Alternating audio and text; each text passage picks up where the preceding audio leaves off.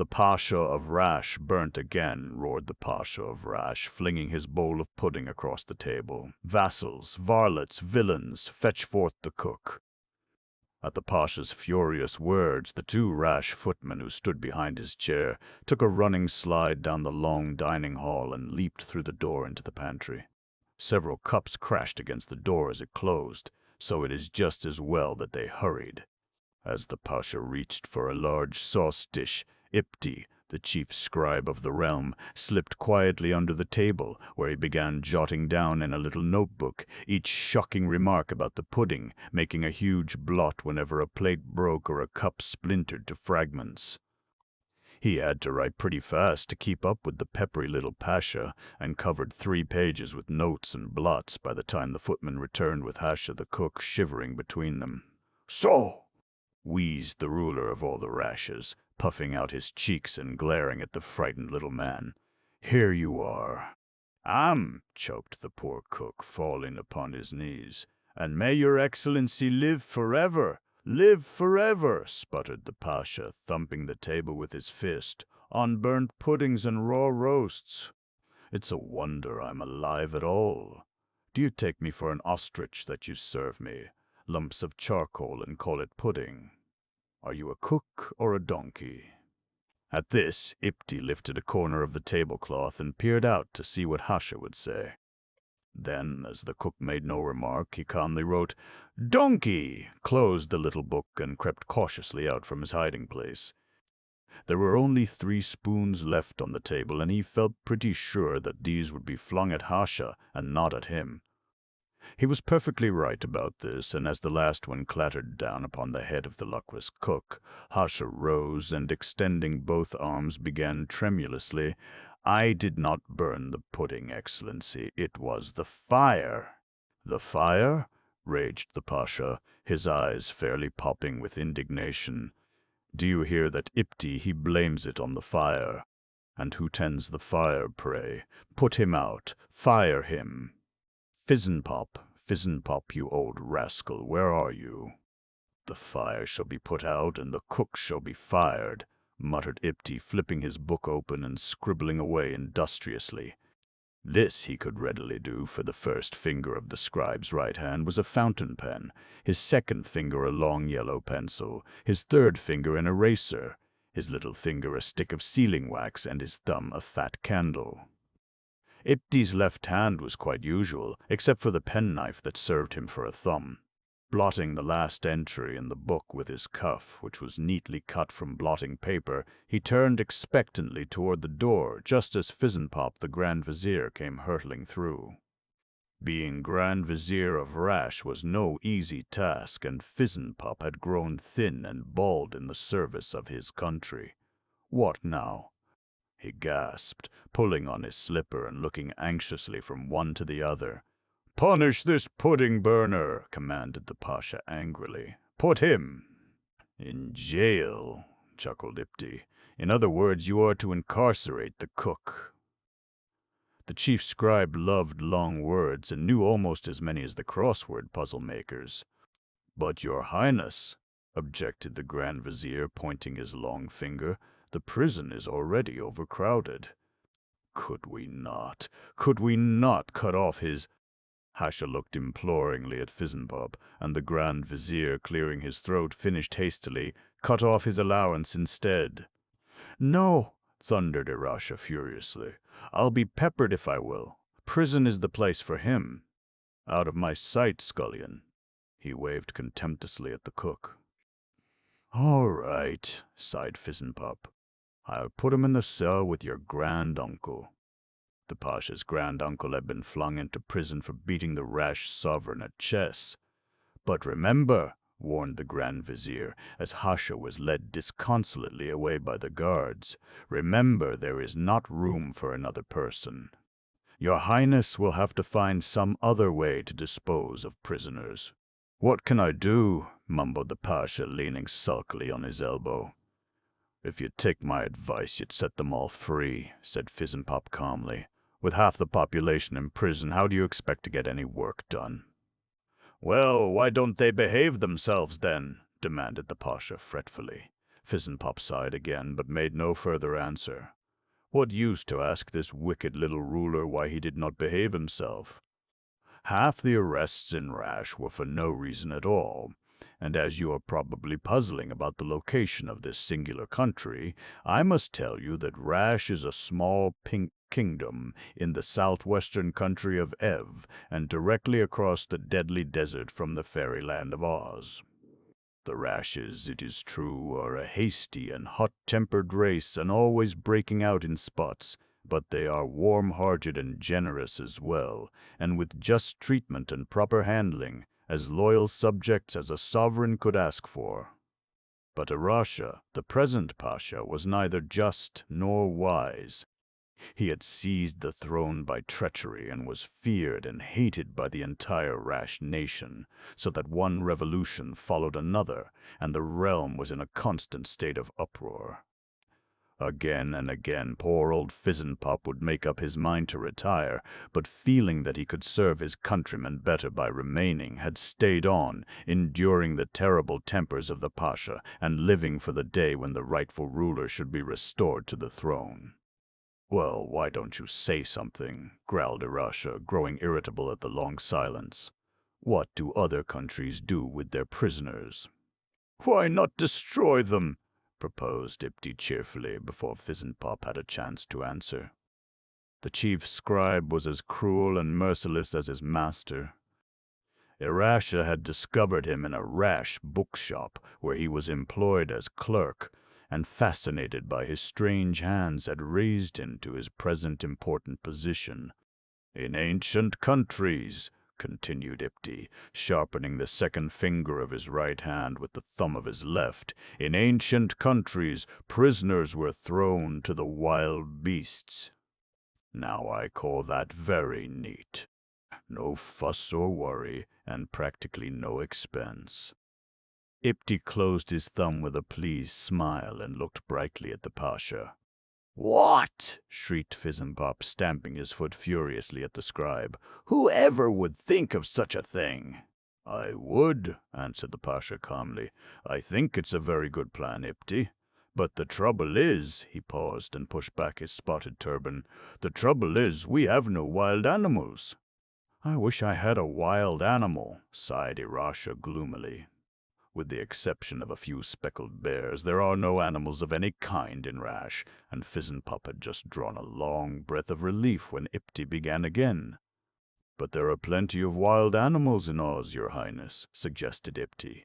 "Why not send across the deadly desert and get a wild animal from Oz?" "Why not?" The Pasha straightened up in his chair and looked almost pleasant. "I believe I will," he mused thoughtfully. "An excellent notion, Ipti, for in that case we should not need a prison at all, and the expense of feeding the monster would be practically nothing." "And what's to prevent it from eating us?" demanded Fizzenpop explosively. Up to now he had been able to soften the lot of the Rash prisoners very considerably. He shuddered to think what would happen if Ipti's dreadful plan really were carried out. But Fizzenpop was too wise to openly oppose this rash pair, so he merely shrugged his shoulders. "Well," he sighed, folding his arms resignedly, "I hope it works out. I, myself, am too thin to worry, but this beast will probably consider you and Ipti choice morsels." He rolled his eyes sideways at the fat little Pasha and the still fatter scribe.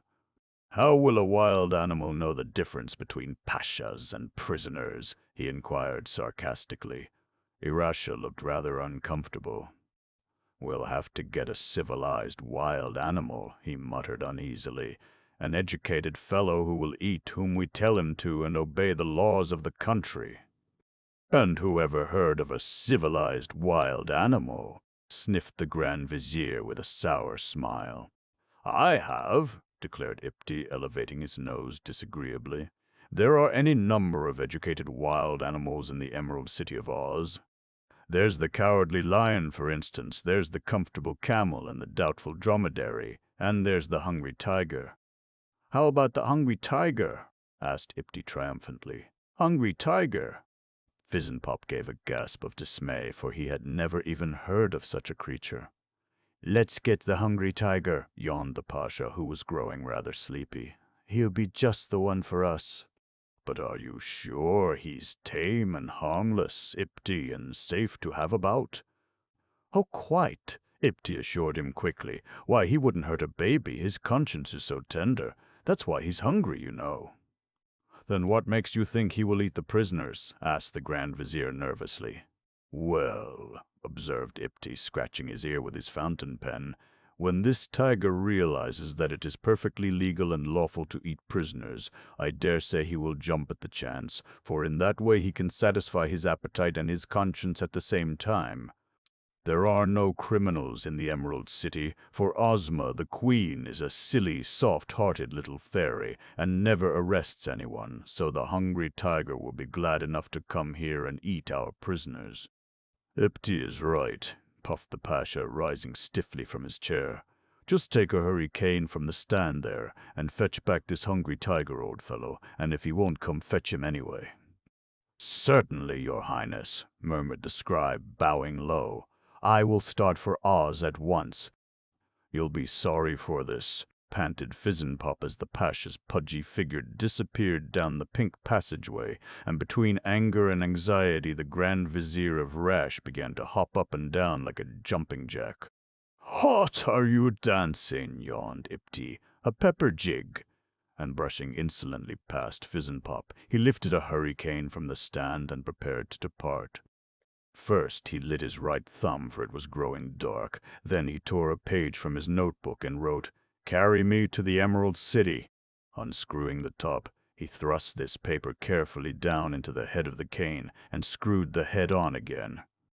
He had just time to straighten his turban before the hurricane, with a whistle and crash, carried him clear out of the castle. Rushing to the window, Fizzenpop saw him straddling like some strange bird over Too Much Mountain. The flight of Ipti was not surprising to Fizzenpop, for hurry. Canes are one of the chief products of Rash, and are nearly always used for long journeys. No, it was not Ipti's departure that worried the old statesman. It was the thought of Ipti's return with the hungry tiger of Oz. How was he to save his poor prisoners from this dreadful beast? Pale with anxiety, he rushed into the Rash library and after some searching found what he was looking for: Professor Wogglebug's Encyclopedia of Oz. All his life, Fizzenpop had been so busy straightening out affairs in Rash he had had no time to study adjacent kingdoms at all, and knew little or nothing of the great fairyland that lay across the desert. Flipping over the pages of the encyclopedia to the T's, the Grand Vizier ran his finger down the list till he came to the hungry tiger. "This great and beautiful beast," stated the book shortly, "came to the Emerald City during the first year of Ozma's reign. He has been in all important processions and adventures since then, and is a great favorite with the celebrities of Oz. Because of his sociable nature, he prefers life in the capital to life in the jungle, and because of his tender conscience has never been known to devour a live man, fairy, or person." "Never been known to devour a live person?" shrilled Fizzenpop, dropping the encyclopedia with a bang. "Merciful mustard, what shall I do now?" Chapter 2. Betsy's Birthday. "Well," signed Betsy Bobbin, dropping into one of the royal hammocks and swinging her heels contentedly, "it was the best party I ever had." "I'm so full of birthday cake I feel like a sponge," groaned the Cowardly Lion, and sinking down on the grass he began to lick the frosting off his paws. "No wonder." "You had 10 pieces," grumbled the hungry tiger, settling down sulkily beside him. "Now I call that more than your share, old chap." "Why shouldn't I have the lion's share?" chuckled the great beast, winking at Betsy. "I notice you ate 3 roast ducks and all the plum pudding." "And still I am hungry," complained the tiger, rolling his eyes sadly from side to side. He looked so comical Betsy burst out laughing, and the Cowardly Lion fairly roared.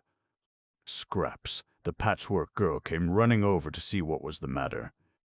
All the celebrities had been invited to Betsy's party, and now, in the pleasant dusk, were walking about under the trees in the palace garden. Of all gardens in and out of the world there is none so lovely as Ozma's, and of all fairy cities there is none to compare with the Emerald City of Oz.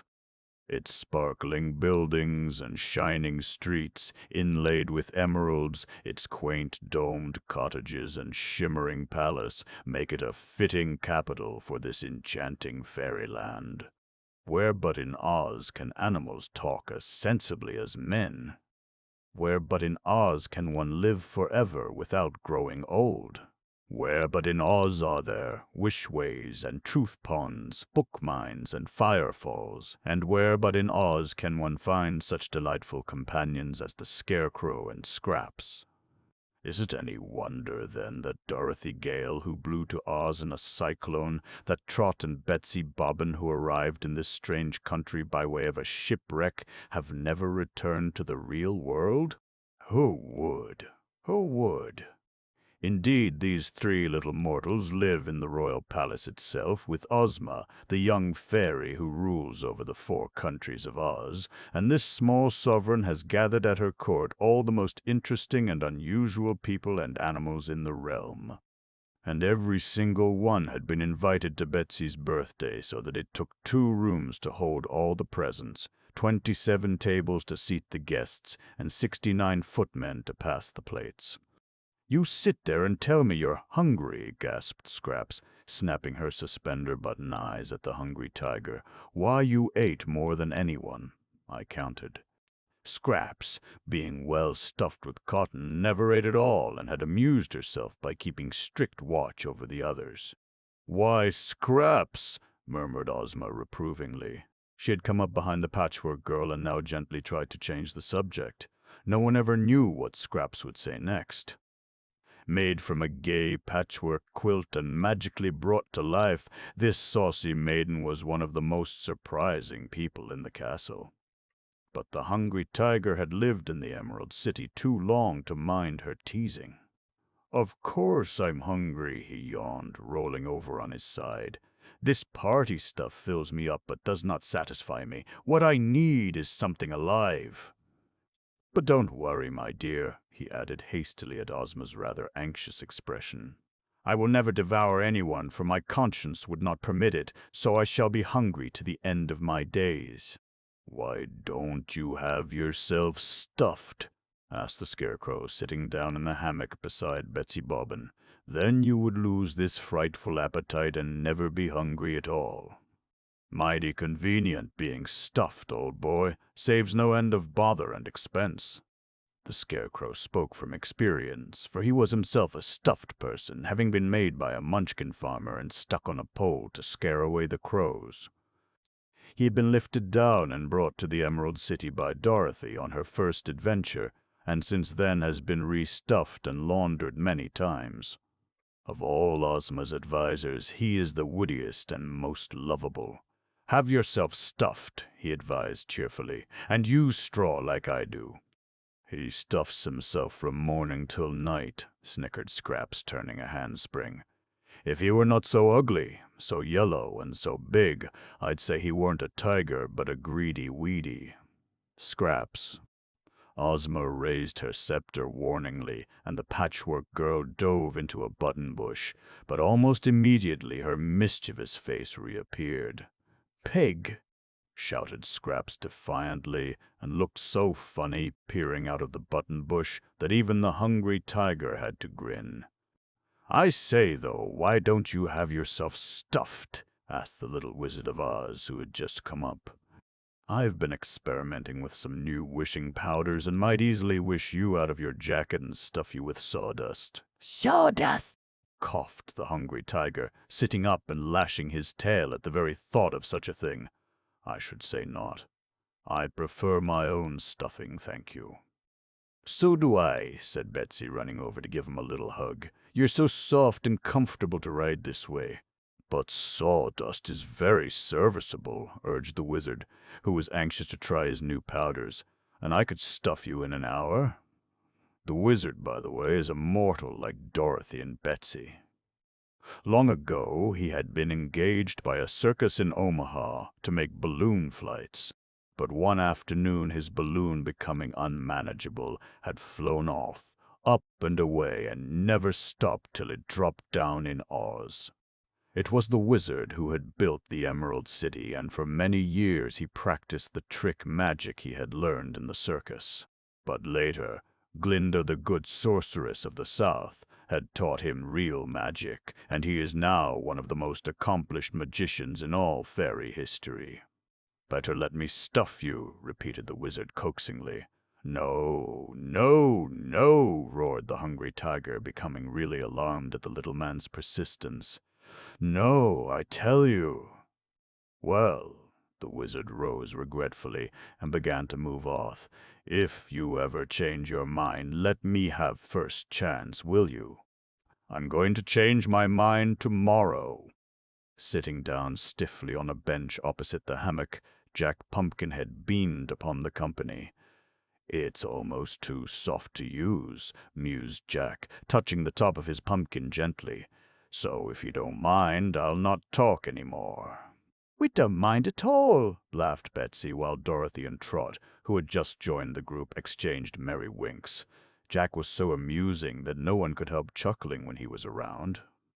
He had been made by Ozma when she was a little boy, and was almost as unusual as the Scarecrow. To those not familiar with Oz history, this may seem a bit strange, but Ozma once was a little boy, having been transformed by old Mombi the witch. And while she was a little boy, she had carved Jack neatly from wood and set an old pumpkin on his peg neck for a head.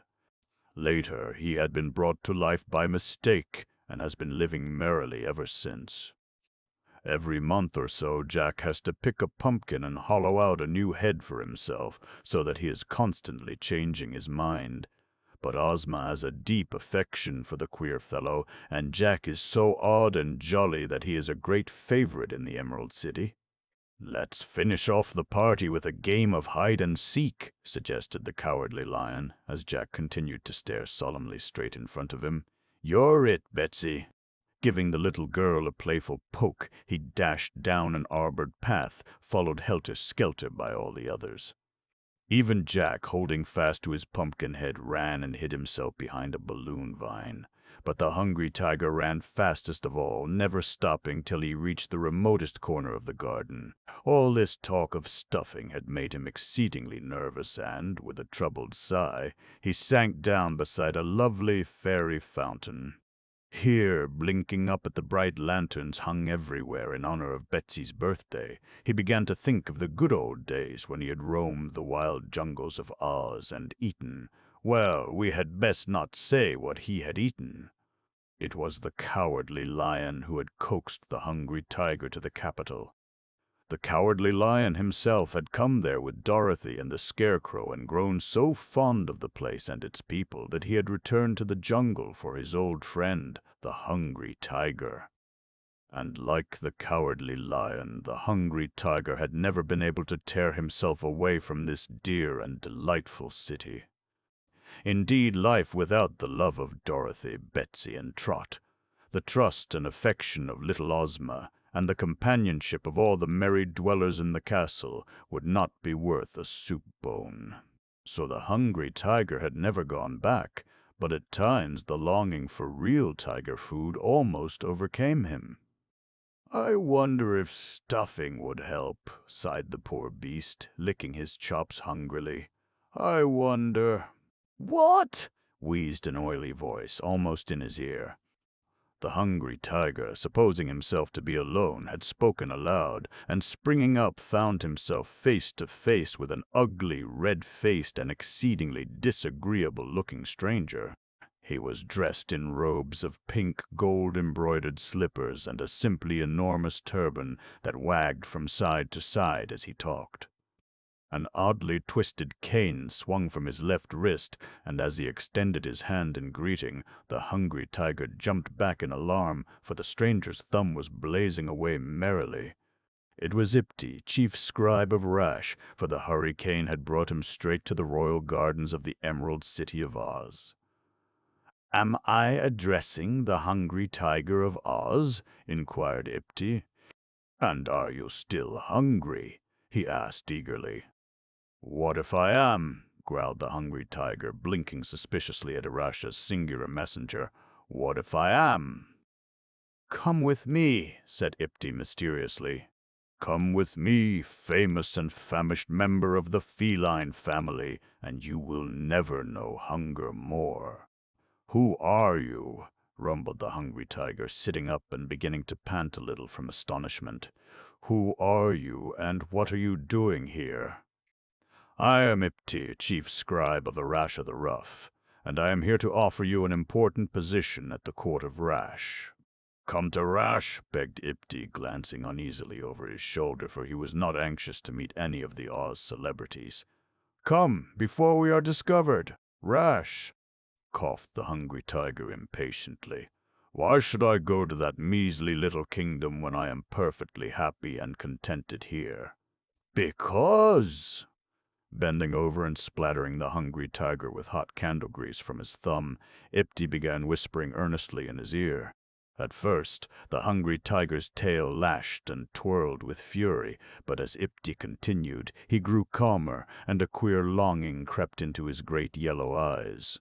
Stand back, fellow, he mumbled crossly. You will singe off my whiskers, and kindly remove your pencil from my eye. But you will come?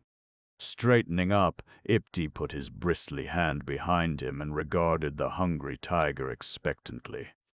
Not less than 1 prisoner a day, sometimes as many as 10, he repeated persuasively. Humph, grunted the tiger, half closing his eyes.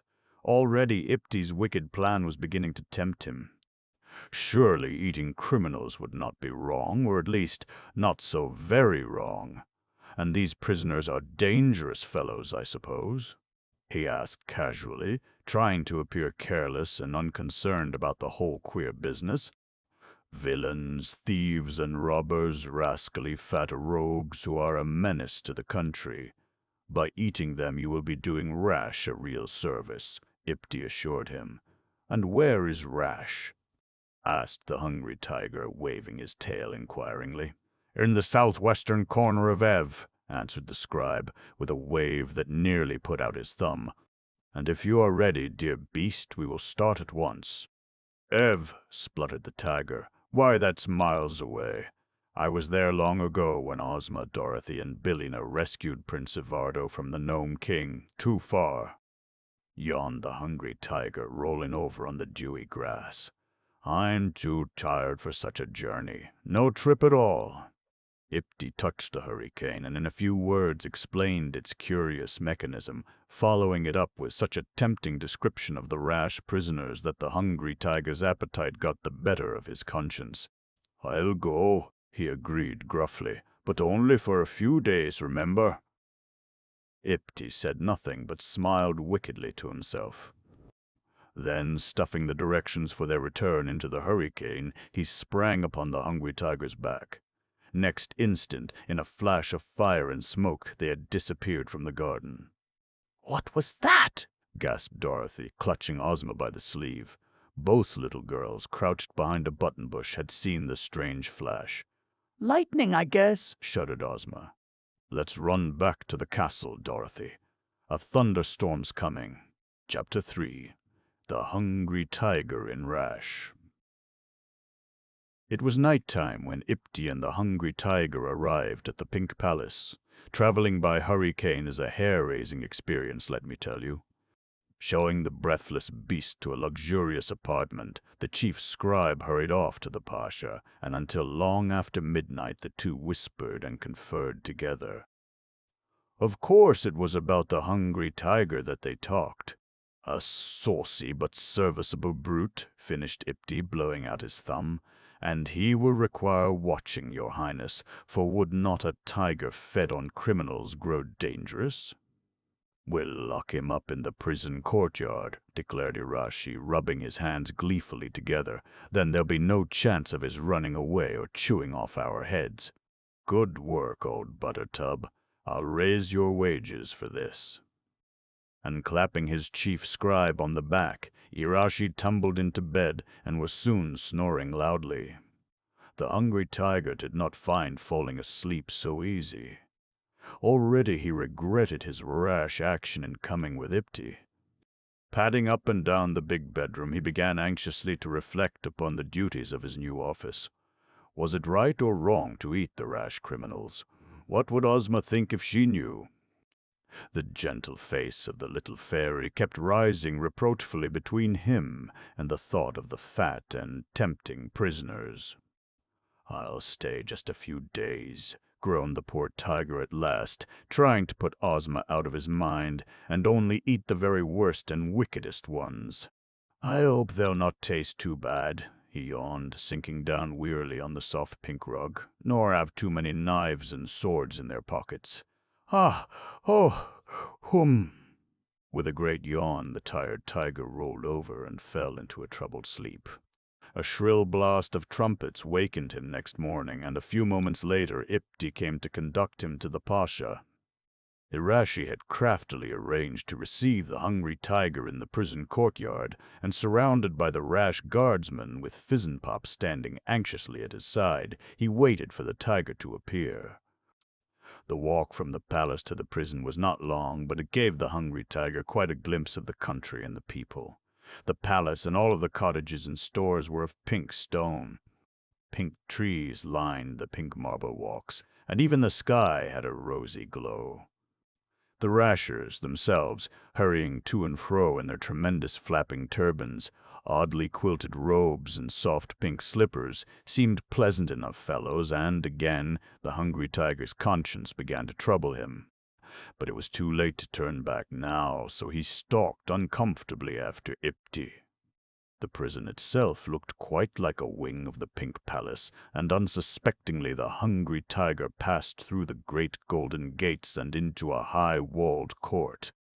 "Aha!" exclaimed Irashi, as he advanced majestically to the center of the courtyard. "So here he is at last, the famous and famished Tiger of Oz. And in uniform, too. Is it not splendid that the future jailer of Rash should wear stripes?" chuckled the Pasha, poking Fizzenpop playfully in the ribs. "Even now our prisoners will go behind the bars after they are eaten," he whispered hoarsely, fearing Fizzenpop might not get the joke. Ipti burst into a loud roar, but the Grand Vizier, after one look at the huge figure of the tiger, began to tremble from top to toe. The hungry tiger himself was not at all pleased with his reception. "Are you laughing at me?" he growled, lashing his tail and showing so many teeth the rash guardsmen took to their pink heels. "Are you laughing at M.E.?" "No, no, certainly not," grunted Irashi, moving hurriedly toward the gates. "I hope you will be most comfortable and happy here." At each word Irashi took a great leap, followed closely by Ipti and Fizzenpop. By the time he finished his sentence and before the hungry tiger realized what was happening, all three were on the other side of the gates, and the tiger himself was locked fast in the courtyard. "Stay there, you saucy monster," puffed Irashi, shaking his scepter playfully, and taking Fizzenpop by one arm and Ipti by the other, he waddled off, leaving the hungry tiger to reflect upon his folly. Ran round and round the prison yard, examining every inch of the high walls. But it was useless. There was not so much as a chink in the marble blocks. Raging with anger at Irashi and disgusted with himself for being so easily caught, he crouched down in a gloomy corner of the yard to think. All choice in the matter of eating the rash prisoners was now removed, for, as he sadly reflected, there would probably be nothing else to eat. But eating prisoners when you are free and happy, and eating prisoners because there is nothing else, are entirely different matters, and already half the pleasure was gone from the experiment. How was he to escape from this miserable little monarch? Would Dorothy and Betsy miss him? Why, oh why, had he not listened to the voice of his conscience, or even had himself stuffed, as the wizard suggested?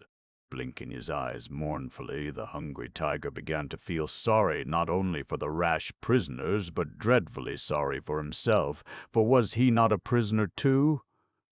He had plenty of time to feel sorry, for not a soul came near him all day, not even a rash mouse. There was a tub of water in the corner of the yard, but nothing to eat, and as the shadows grew longer and longer, the poor tiger grew hungrier and hungrier. Betsy's party seemed years ago, and when, toward evening, shrill screams from the wall announced the approach of Irashi and the guards, he looked up almost hopefully to see whether they were bringing a prisoner. They were. Propped up between two guards, and advancing most unwillingly, was a tall, turbaned figure. "Here," shouted Irashi, leaning far over the wall. "Here is your supper. Eat this rogue at once." "He has wakened me from my sacred nap with his horrible howling." "I suppose I'll have to," mumbled the hungry tiger uncomfortably to himself, and growling to keep his courage up and his conscience down, he advanced toward the wall just as the guardsman dropped the luckless rasher over. He landed lightly on the balls of his feet, and after one look at the hungry tiger, pulled his turban over his eyes and began to screech with terror. "Eat him up! Shut him up!" "What's the matter? Have you no teeth?" bawled Irashi, covering his ears. "I never dine till 10 o'clock," answered the hungry tiger stiffly. He was not going to be bullied by the wretched little sovereign of Rash. "And I never eat until I am alone," he growled, raising his roar above the wails of the prisoner. "Suit yourself," grumbled Irashi, but secretly he was disappointed. To watch the hungry tiger devour the prisoner would have been a real treat for the wicked little pasha. Covering both ears to drown the poor fellow's doleful yells, he scrambled down the steps on the other side of the wall. "We'll return later to see if he is eaten," puffed the little pasha, turning back toward the castle, and the guardsmen, exchanging uneasy glances, clanked after him. As soon as they were alone, the hungry tiger approached the prisoner. "Would you mind stopping that noise?" he begged earnestly. "You're really spoiling my supper." "Your supper?" gulped the rasher, trembling violently. "Do you expect me to submit to eating without a sound?" "Well, I wish that you would," sighed the tiger hopefully. "I never cared for music with my meals. Now don't be frightened. I won't hurt you much. If you were not so tall, I'd swallow you whole." "Oh," groaned the prisoner, falling upon his knees, "have you no heart, no conscience? Are you really cruel enough to devour a poor fellow like me?" At each word, the hungry tiger recoiled a bit further. "But what can I do? I've nothing else to eat, and it is the rash law that you should perish." "By the way, what was your crime?" he asked sadly. Now that the time for eating a live man was at hand, he found himself curiously disturbed. "I'm a singer," began the prisoner in a choked and frightened voice. "This afternoon, hoping to earn a few rash pence, I stopped beneath the palace balcony and, straightening up and throwing out his chest, the singer burst into tears and song, mingling them so thoroughly the hungry tiger was soon crying like a baby himself. Without the tears, the song went something like this. "Oh, why must lovely roses die? Oh, why, sniff, sniff, oh, why, say why? Oh, why must hay be cut and mown in its first heyday? Groan, sniff, groan. And why must grass be trodden down, and trees cut up to build a town? Should little lambs grow into chops and hang around in butcher shops? No, no, I weep, it is too sad. Sniff, snuffle, sniff, I feel so sad." "So do I," roared the hungry tiger. "Stop, stop, I am positively ill." "What's that?" That was a large bunch of bananas. It came whistling over the wall, followed by 3 onions, a sausage, a squash pie, and a head of cabbage. "They always throw things when I sing," sobbed the singer, drying his eyes on his pink sleeve. "Pass me that sausage," gulped the hungry tiger in a faint voice. "Aren't you going to eat me?" stuttered the sad singer, offering the sausage fearfully and jumping back as if he expected the tiger to snap off his arm. between bites, and the sausage took only 2. The hungry tiger shook his head. "Not now," he answered wearily. "I might have swallowed you, but that song, never. A man full of music like that would ruin my digestion. How's the pie?" "Squashed," said the singer in a depressed whisper.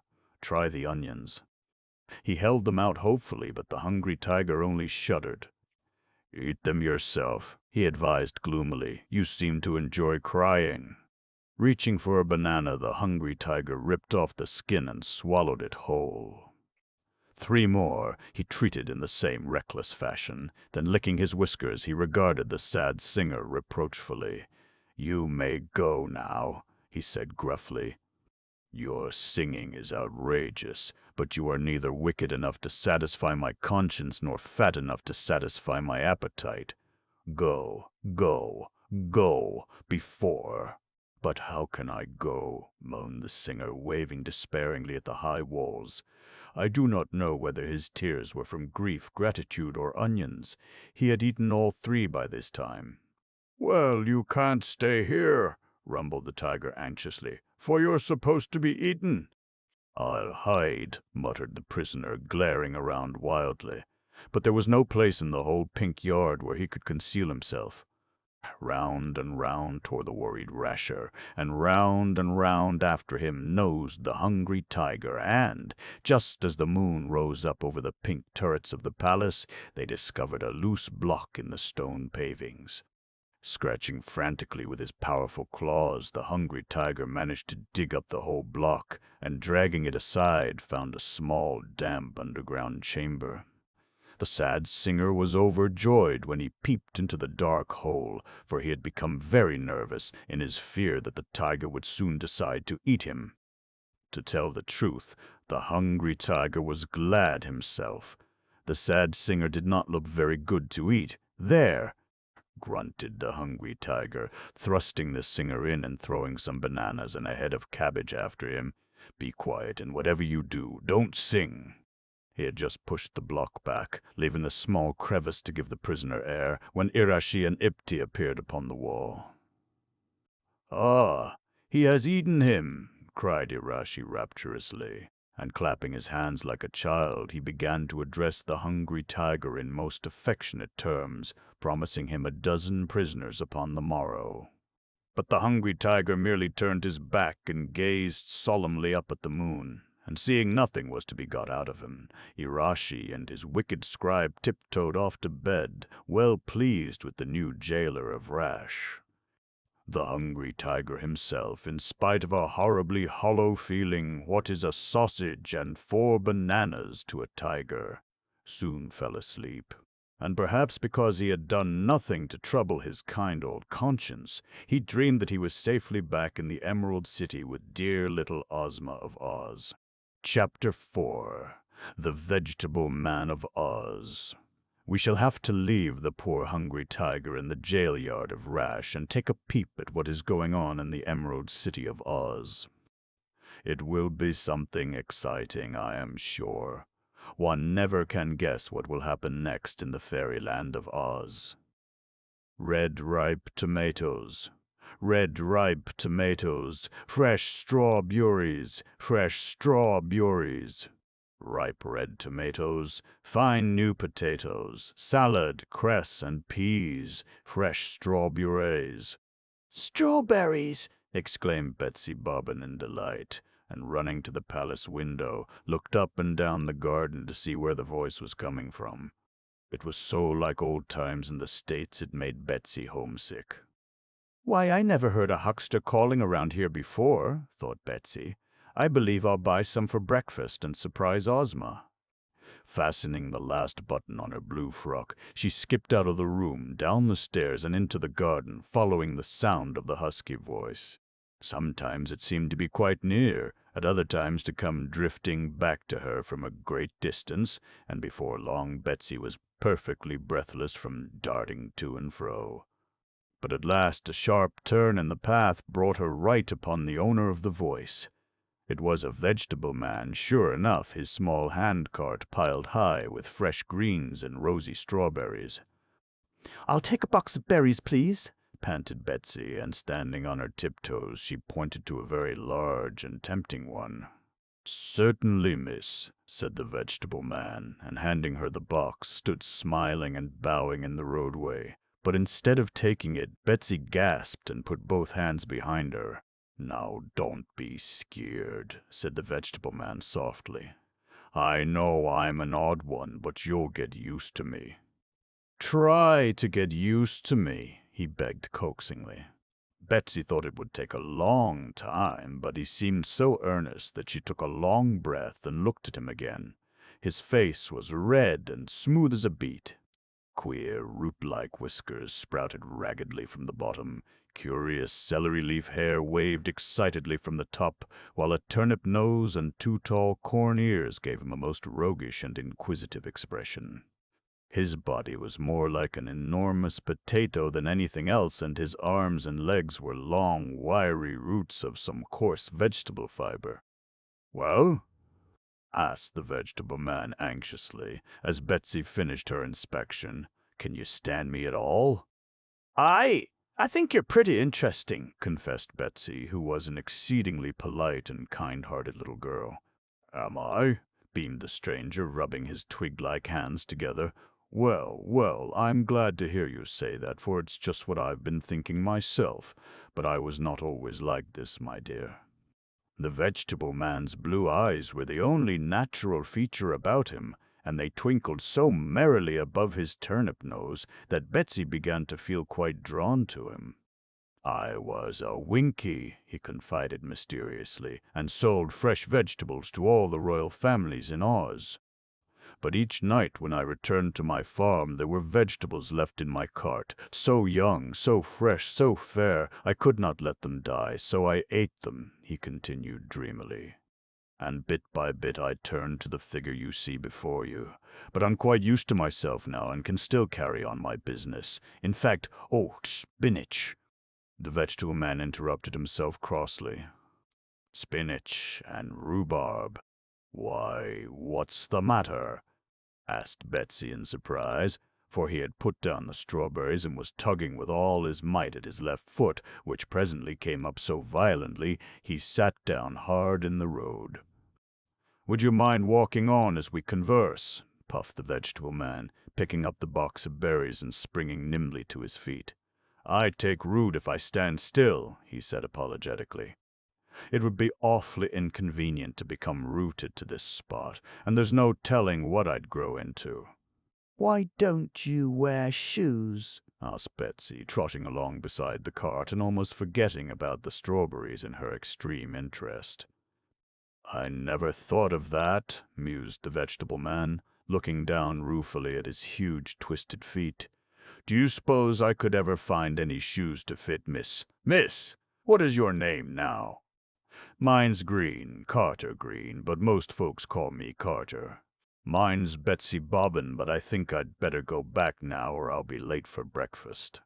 Stopping reluctantly, Betsy reached for her box of berries, and as she had brought no money, she slipped a small emerald ring into the vegetable man's hand. At first he refused to take it, but as the little girl insisted and assured him she had dozens more like it, Carter slipped the ring into the leather pouch he wore round his neck. "I've a stone, something like this," he told her, and, hopping up and down to keep from taking root, he fumbled in the pouch till he brought out a large square ruby. "Found it in a potato," continued Carter as Betsy turned it over and over in her hand. "Not in any. I raised myself, but in one of a lot I bought from a gypsy. Like it?" Betsy nodded emphatically, for not even in Ozma's crown itself had she seen a more dazzling jewel. There was a small R cut in one of the flat sides of the gem, and the ruby itself blazed and sparkled in the sunshine and fairly made Betsy blink. "But I wonder what the R stands for," she murmured softly. "Raspberries, I guess," chuckled the vegetable man, putting the ruby back into his pouch. "Raspberries, rhubarb, or radishes." "Have a radish, my dear Miss Betsy." "Oh, no, thank you, and I really must go now." Holding the strawberries carefully, Betsy smiled up into the pleasant face of Mr. Carter Green. He was so curious and exciting she hated to leave him, but Dorothy and Ozma would surely think her lost, so with a little skip she turned about. "Don't forget the shoes," she reminded him gaily. "Goodbye.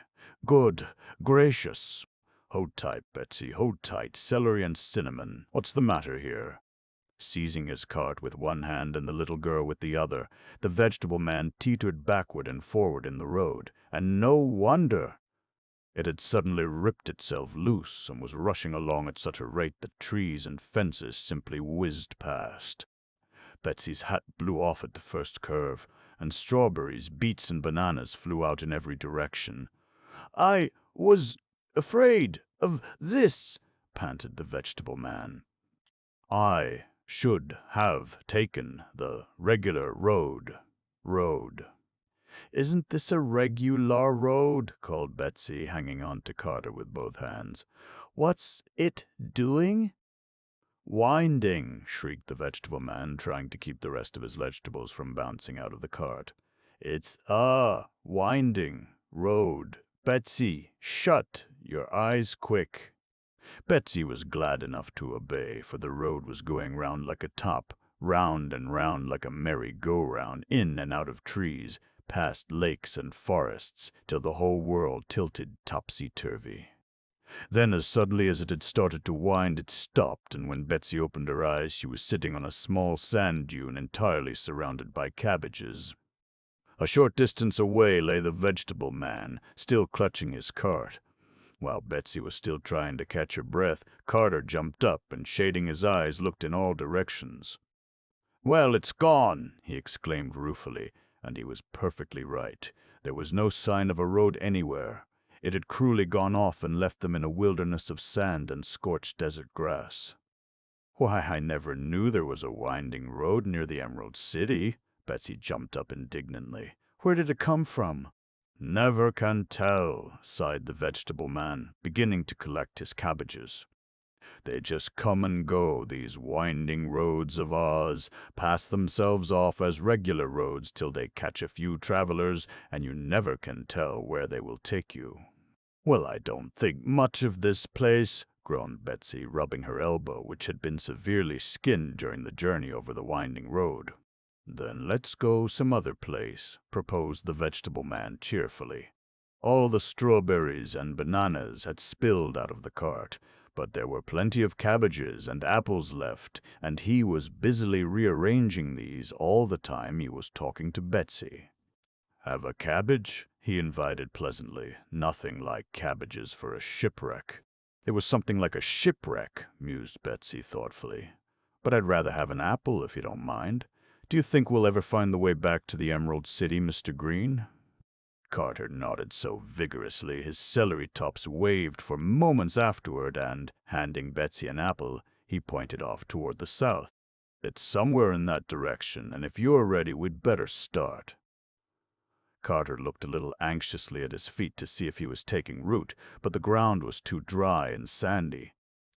"I don't believe even I would grow in this kind of soil," he muttered uneasily.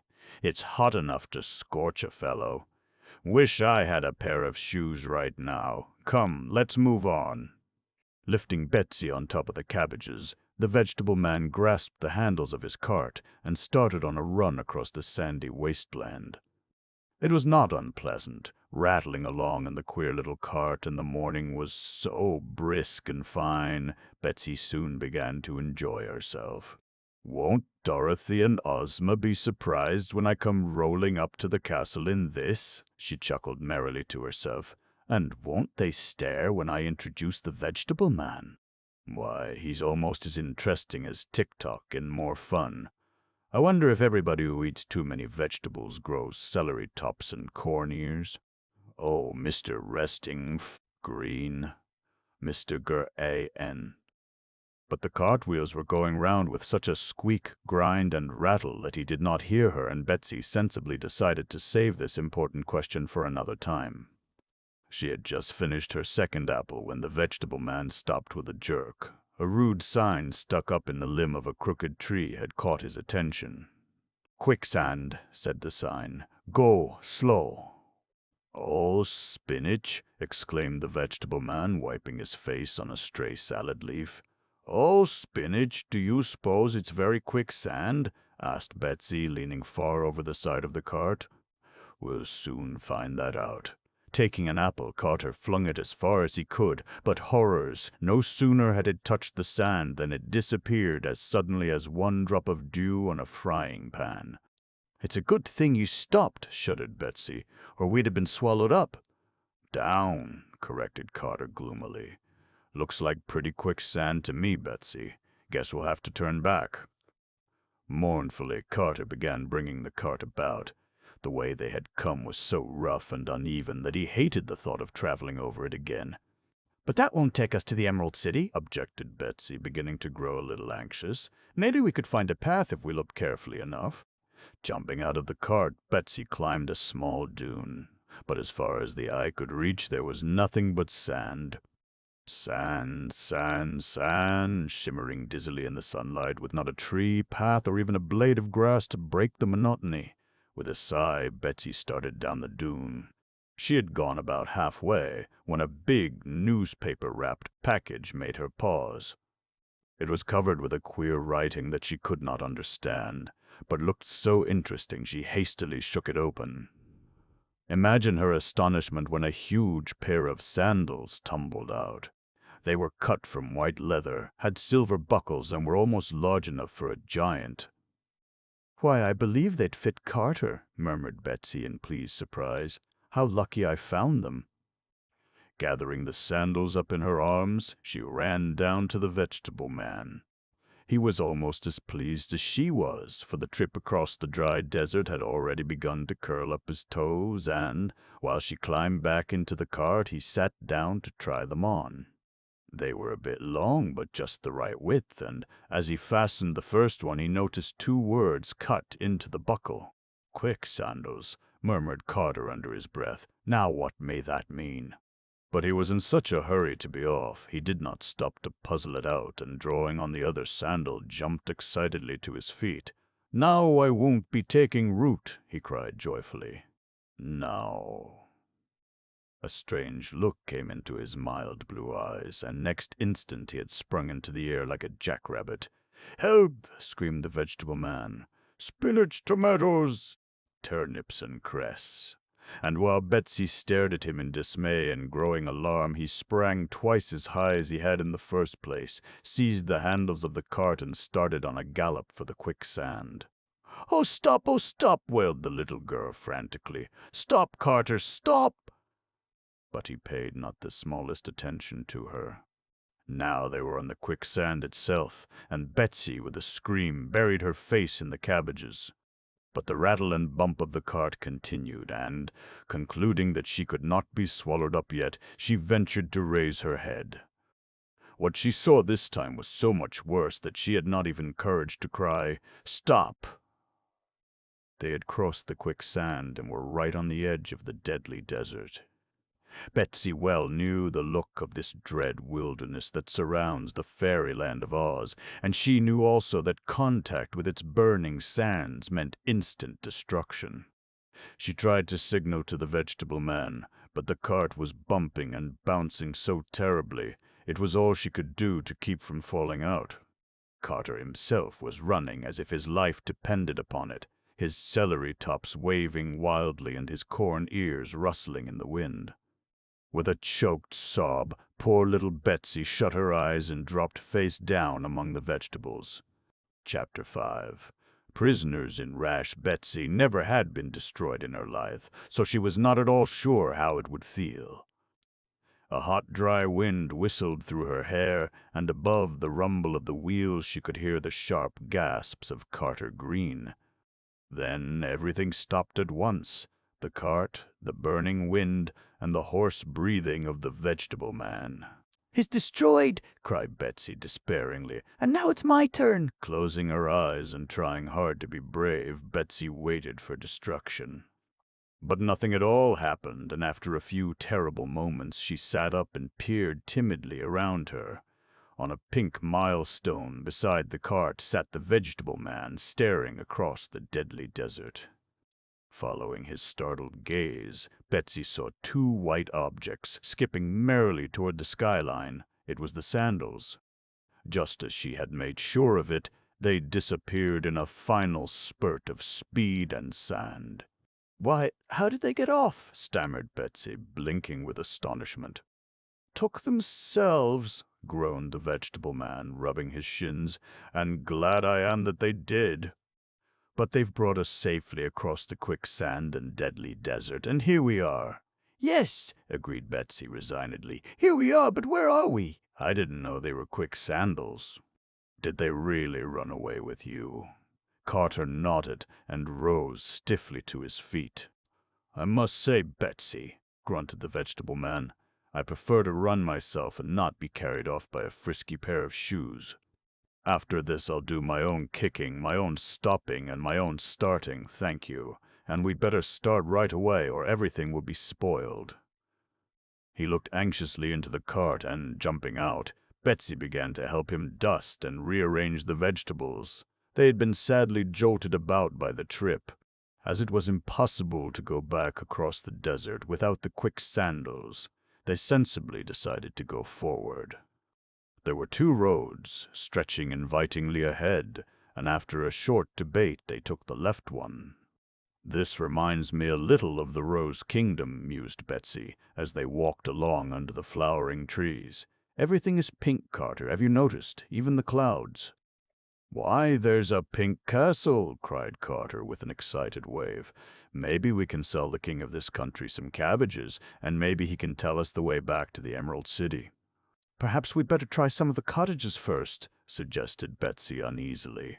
In her many adventures she had discovered that kings were not always safe nor agreeable persons to deal with. No, no, insisted Carter. Kings make the best customers, Betsy. Compliment and flatter 'em and sell 'em the whole cartload. That's my way. Jump in and I'll run you right up to the castle. Lifting her gaily into the cart, he started briskly down the pink lane, calling, "Cabbages, fresh cabbages," at the top of his vegetable voice. The lane led straight into a bright pink city, and Betsy soon grew so interested in its tall turbaned citizens and queer cottages and shops that she forgot to worry about the king. She remembered afterward the scared glances of some of the townsmen as they went rattling by, but at the time neither she nor Carter noticed anything amiss, and the vegetable man never stopped till he reached the pink palace itself. As Carter paused under a balcony and began lustily calling his wares, a window just below was flung up violently and a turbaned head wagged warningly over the sill. "Go away! Go away!" quavered an old man in a frightened voice. "The Pasha is in a terrible temper. Go away, rash mortals, I beg of you." But the vegetable man only laughed. "Wait till he's seen my cabbages," called Carter, holding one up proudly. Wait. And they did not have long to wait, let me tell you, for at that precise moment the Pasha of Rash rushed out upon the balcony.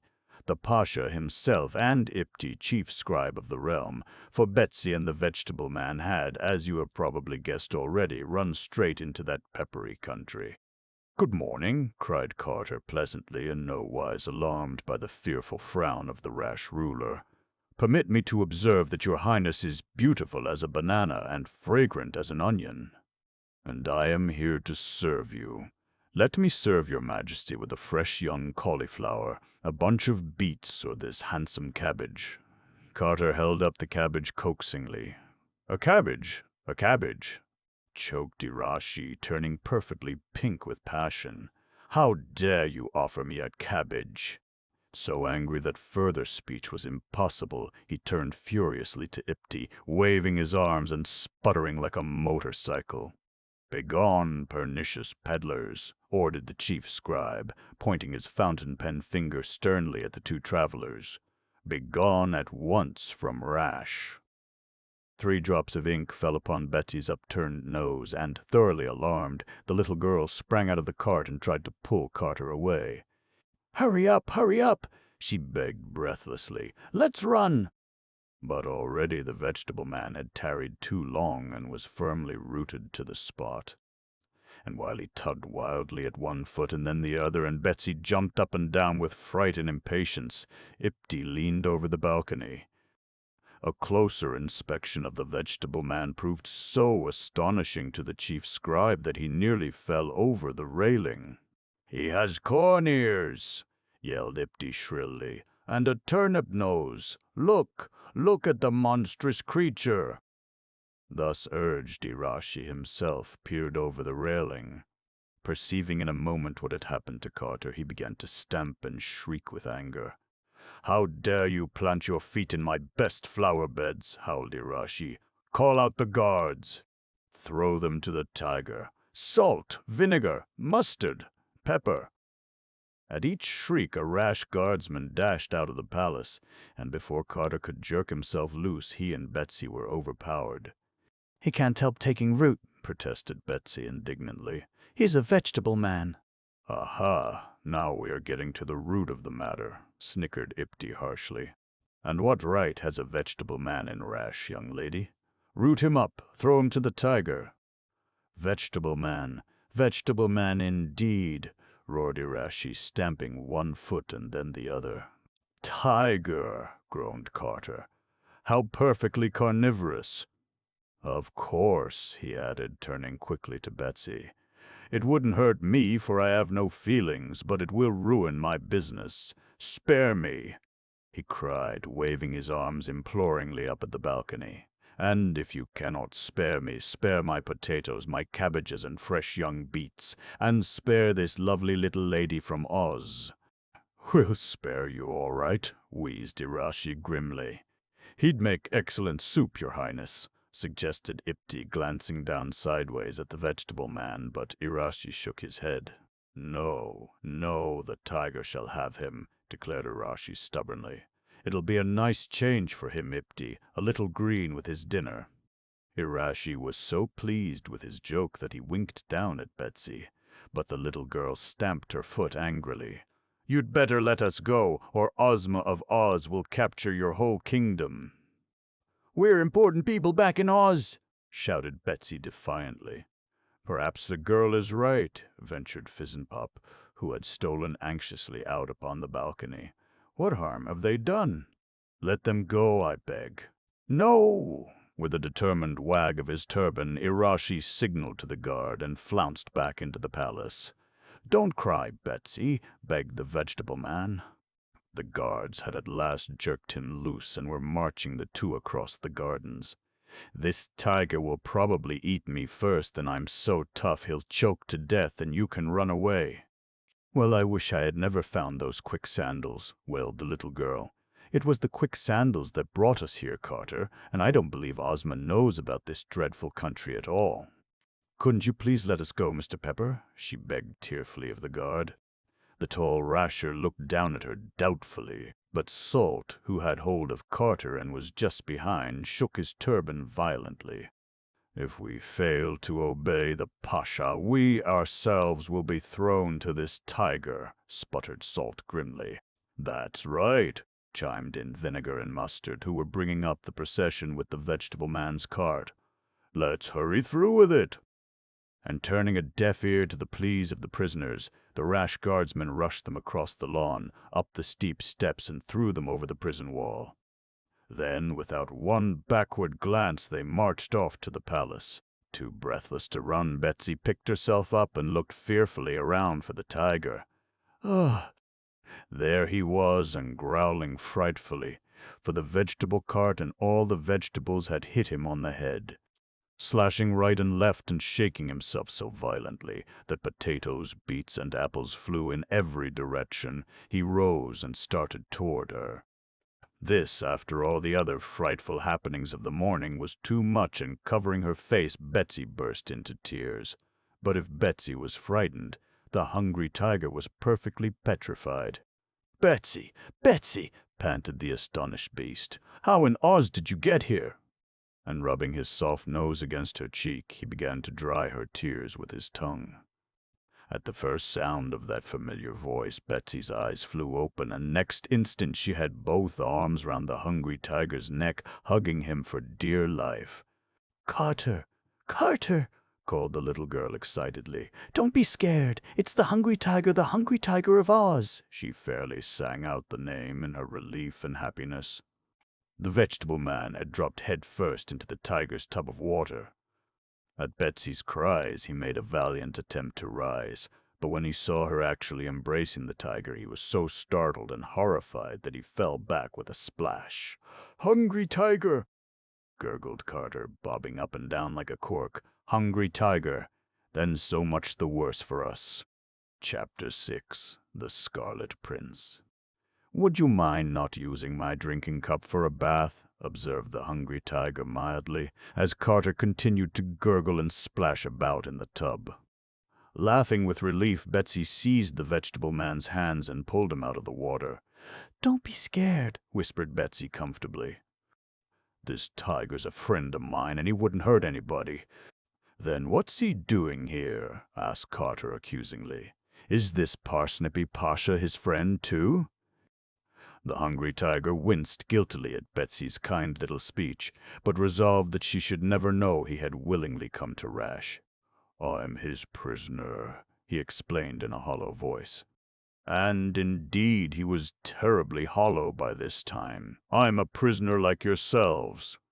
In a husky roar, he told of his trip by hurricane to Irashi's kingdom and of his imprisonment in the Rash courtyard. "So this light-fingered Ipti brought you here," mused Carter wonderingly. "But why?" "To eat the Rash prisoners," answered the Hungry Tiger faintly. "And have you eaten any?" Betsy regarded her old friend anxiously.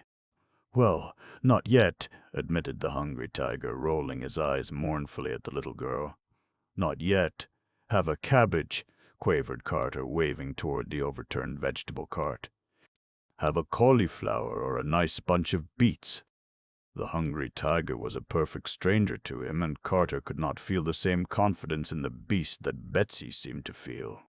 "More vegetables," groaned the tiger, sniffing the air sadly. "Well, I suppose they are better than nothing. But tell me, Betsy, how in Oz did you ever get here, and who?" He blinked rapidly at the strange figure of Carter Green. "Who is this person?" With a little chuckle, Betsy introduced the vegetable man. Then, as quickly as she could, told of their amazing adventures with the winding road and quick sandals, and of Carter's unfortunate experience in the Pasha's garden. "Isn't there some way out of here?" asked the little girl, looking around nervously. "Oh, what's that?" A dismal wail issuing from the stones beneath her feet made Betsy leap into the air. "It's that singer again," growled the Hungry Tiger, and lashing his tail a little, he put his nose close to the crevice in the blocks. "Less noise down there," he roared warningly. "I always sing when I'm hungry," answered the singer. "Oh, I'm so hungry." "Hand me a tomato or something," rumbled the Hungry Tiger. "Quick!" The vegetable man made haste to obey, bringing several tomatoes and a dozen apples as well. Looking up at the wall to see that he was not observed, the Hungry Tiger pushed them hurriedly through the crevice. As the last apple disappeared, a moist song punctuated with sobs came sighing upward. "Oh, beautiful tiger, I love you so, to you, sniff snuffle, my life I owe. And I'll devote it to songs of praise and sing sniff sniff to you all of my days." "Mercy," gasped Betsy Bobbin. The Hungry Tiger was so embarrassed by the sad singer's ditty that, for a few minutes, he couldn't roar a word. Then, as Carter and Betsy continued to look at him inquiringly, he explained how he had hidden the Rash singer instead of eating him. "See?" cried Betsy, turning proudly to the vegetable man. "I told you he wouldn't hurt anyone. I think you're just the dearest, splendidest tiger I ever—" "Shh!" cautioned the Hungry Tiger. "Here comes another prisoner. Quick now, pretend you're afraid of me." Betsy and the vegetable man had just time to crouch back against the wall when the guards dropped another rasher into the courtyard. "It's a barber," whispered Betsy in an interested voice, and she was right, for clutched in one hand the prisoner had a mug full of suds and in the other a gleaming razor. "What frightful luck," moaned the Hungry Tiger. If it had only been a bandit or a robber, I could have eaten him without a qualm, but a barber. Ugh, he smells of bay rum. Stop that racket, fellow, and let me think. And certainly the poor tiger had plenty to occupy his thoughts, for if things went on in this fashion, the underground cavern would soon be full, and then what would happen? And how ever was he to get little Betsy Bobbins safely back to Oz? Paying no attention to the terrified squeals of the barber, the hungry tiger began to pace restlessly up and down the courtyard, till Betsy, feeling sorry for the frightened little man, ran out and assured him he was in no danger of being eaten. It was a long time before the barber stopped shivering, but at last, thoroughly convinced, he hurried impetuously after the tiger. "Let me trim your beautiful whiskers," he begged tremulously. "Trim mine," invited Carter as the hungry tiger impatiently shook his head. The vegetable man's root-like beard had sprouted a foot since morning. So, trembling with relief and gratitude, the rash barber stood upon the edge of the tub and trimmed it most skillfully, trying at the same time to bring Carter's celery-top hair into some kind of order. When the vegetable man, in answer to the barber's questions, had told a bit about himself and Betsy, the barber related how he had accidentally cut the cheek of Irashi while shaving him. "Just a tiny scratch," explained the barber, "and for that I was condemned to die." "But why do you have such a bad king?" exclaimed Betsy impatiently. "Why don't you put him out and elect another?" "We've tried," sighed the barber dolefully, "but Irashi has the army in his power, and with Ipti's help has outwitted us every time." "Is Ipti the fellow with the fountain pen finger?" asked Betsy curiously. "Ooh!" the barber nodded. "He has a handful of odd fingers," he continued despondently. "A pencil, a sealing-wax finger, an eraser, a candle thumb, and a penknife besides. Oh, he's a handy rogue for a fellow like Irashi, but the real ruler of Rash is Asha, the brother of the present Pasha."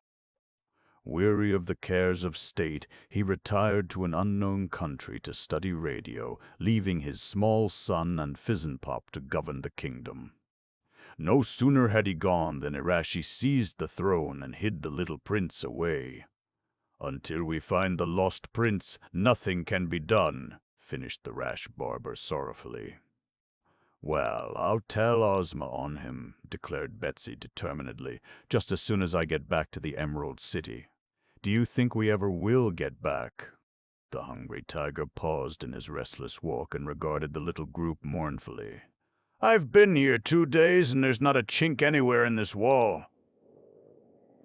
"Let's all look," proposed Betsy, jumping up, and encouraged by her cheerfulness, the 4 prisoners made a careful tour of the pink courtyard. But after several hours had been spent in an unsuccessful search, even Betsy grew downhearted.